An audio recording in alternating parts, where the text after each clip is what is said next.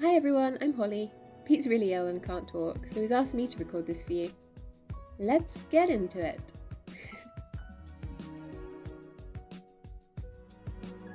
For many people with ADHD, medication actually brings a sense of calm and focus. Medications help regulate levels of certain neurotransmitters like dopamine, serotonin and norepinephrine, which our ADHD brains struggle with. This helps control hyperactive and inattentive symptoms. For me, medication helps calm my mind because I can actually think clearly, and I tend to get more hyper in the evening after my medication's worn off. I think this myth probably comes from people who don't have ADHD but have taken or abused ADHD medications. They can experience side effects such as hyperactivity, agitation, brain fog, depression and short-term memory problems.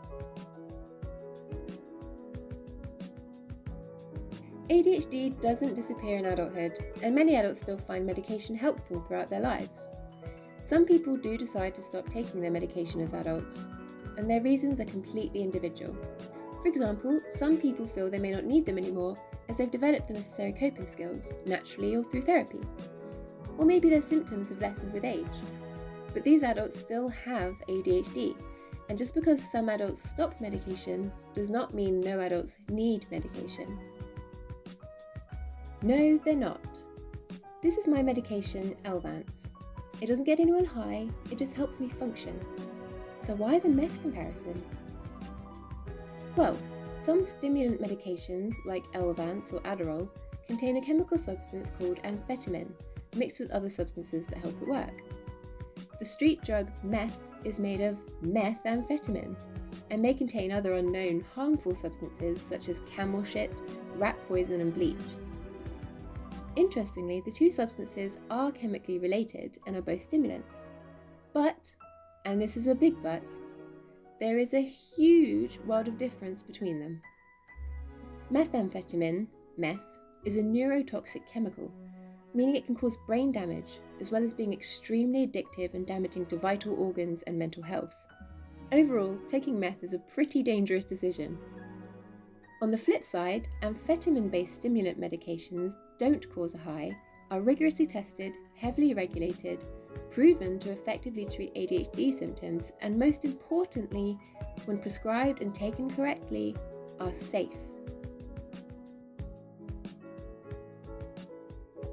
Like with any medication, ADHD meds can be dangerous if prescribed incorrectly or abused, or if there's an underlying health condition. But they are safe to take under correct prescription and with any necessary medical monitoring, for example, medical reviews, blood work, etc.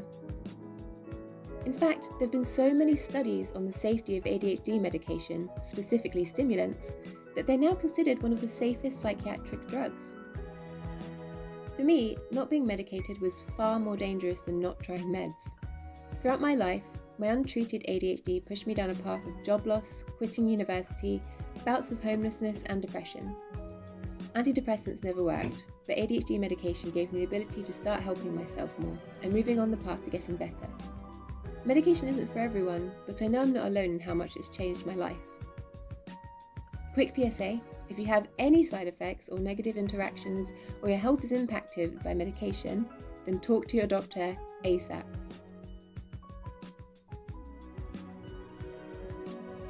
ADHD meds are often abused by students as study drugs, which gives it this reputation as being a recreational drug. However, a study from Harvard University and the General Hospital of Massachusetts found that medical drug treatment of ADHD in young people reduced their risk of street drug abuse significantly, due to less risk-taking behaviours and less need for outside stimulation. Further studies have both agreed and disagreed with the conclusion that medication protects ADHD young people from drug abuse, but none found any evidence that it encourages or causes drug abuse either. In 2015, it was found that 18%, or 1 in 5 students at Oxford University, had abused study drugs in the pursuit of an advantage over peers. However, the huge number of students abusing these important medications are dangerously deluding themselves. One study by the University of Rhode Island and Brown University looked at the performance of students without ADHD who were given a standard dose of stimulant ADHD medication and performed cognitive tasks. The results were completely unexpected. Lisa Weyant, I'm sorry, I don't know how to pronounce that name, professor of psychology and a faculty member with the URI's George and Ryan Institute of Neuroscience, stated, "We hypothesized that Adderall would enhance cognition in healthy students, but instead, the medication did not improve reading comprehension or fluency, and it impaired working memory. Not only are they not benefiting from it academically, but it could be negatively affecting their performance." The results of the study showed that whilst the students may have felt more focused, they were in fact performing at an impaired level. Quote, "If your brain is functioning normally in those regions, the medication is unlikely to have a positive effect on cognition and may actually impair cognition.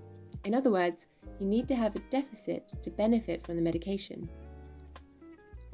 Alongside this are the negative health consequences that can come from abusing stimulants, and it's obvious that this is not a cocktail for success.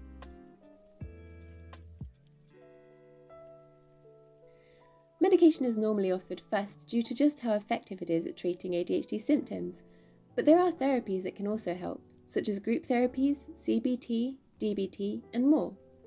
Medication is normally recommended alongside therapy too, because of its proven effectiveness. But this isn't mandatory. You can just choose to do therapy if medication doesn't work for you, or vice versa.